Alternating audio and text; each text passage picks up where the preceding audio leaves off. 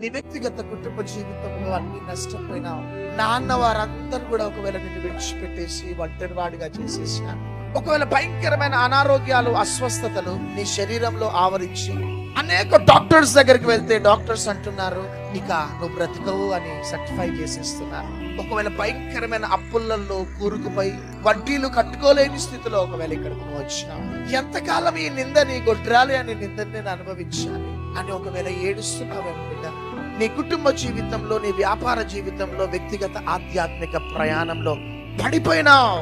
ఎవరో వచ్చి ఒకవేళ సహాయం చేస్తారేమో అని సంవత్సరాల నుంచి కనిపెట్టుకొని ఉన్నావు.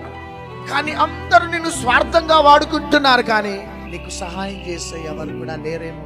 నీకు ఎవరు సహాయం చేసినా చేయకపోయినా నేను బాండ్ పేపర్ మీద రాసిస్తా, నీకు సహాయం చేసే దేవుడు ఒక్కరున్నారు. ఆయననే నజరేయుడైన యేసుక్రీస్తు ప్రభు.